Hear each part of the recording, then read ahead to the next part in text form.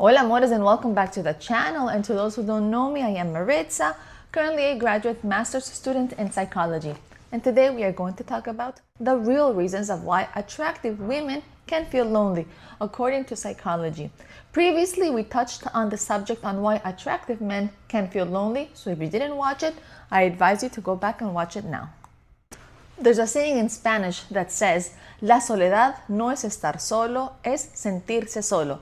And it means solitude is not being alone, but rather feeling alone.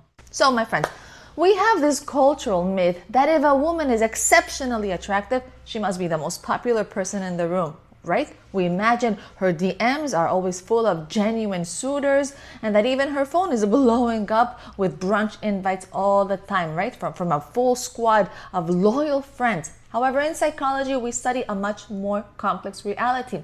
For many highly attractive ladies, their beauty does not act as a magnet. It actually acts as a filter that accidentally blocks out the very few people who do want to connect with her in a genuine way.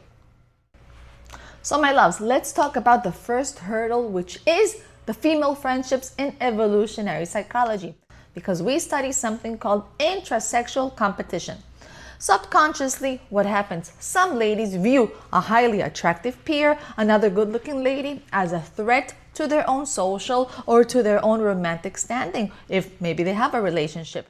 And this can lead to social exclusion or the mean girl behavior that is not based on anything the attractive lady did to them, but rather on the insecurities the attractive lady triggers and others triggers in other people. And because of this, many attractive women find it incredibly difficult to find an honest tribe, a group of ladies, of women who do not view them through the lens of envy or competition, but rather with kindness.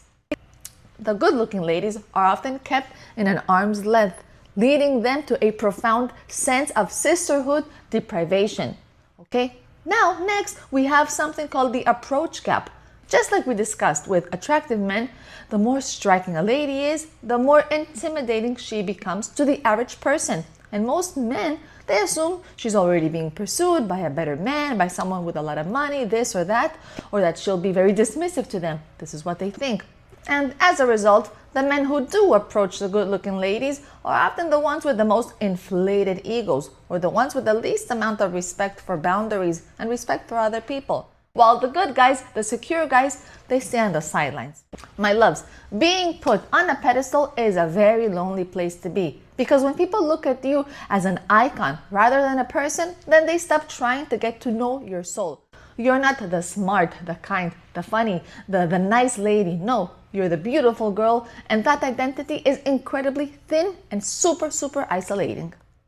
Next, my loves, is the assumption that the pretty girl has it all, okay? Because there is a massive empathy gap for attractive women. When a beautiful lady expresses sadness or loneliness or struggles, society often will respond to this lady, "You? How can you be sad? Look at you." People naturally assume her life is super perfect. Therefore, her real emotional needs are often dismissed as, "Oh my God, there she goes, complaining," right? There she goes, seeking attention. That's what people think. Like she's not allowed to be a human, right? Like she's not allowed to have any other feelings. And this creates a cycle where she stops sharing her struggles altogether, leading her to a deep internal isolation. Because she has what? She has no safe place to be a messy, vulnerable lady.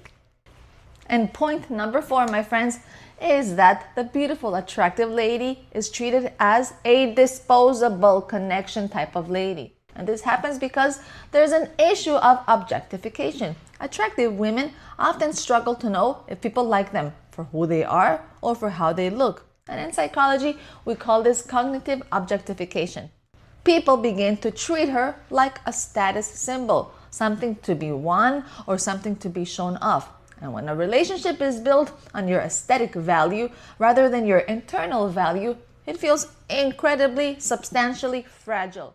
She lives with a constant fear that if she ages, or that if she has a bad day, or that something's going to happen, she will be traded in like that. This makes it extremely difficult and hard for her to trust the foundation of other connections with her.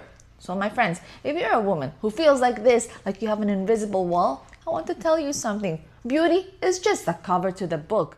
And believe it, that the right people, the ones worth your time, those special people, are going to want to read every single chapter of that story that you carry inside. And with this, we have reached the end of today's video, but I invite all of you to connect with me through Instagram. Go ahead and check out my other music relaxing channel here on YouTube and go and see the channel's membership, just in case you may find it useful. Once again, I am Maritza. Know that I will try my best to continue always keep bringing you ways on how to create a better bond with yourself and a more meaningful relationship with all those around you. Mwah. Till next time. Ciao, ciao, my loves. Ciao, ciao, my amores. Ooh.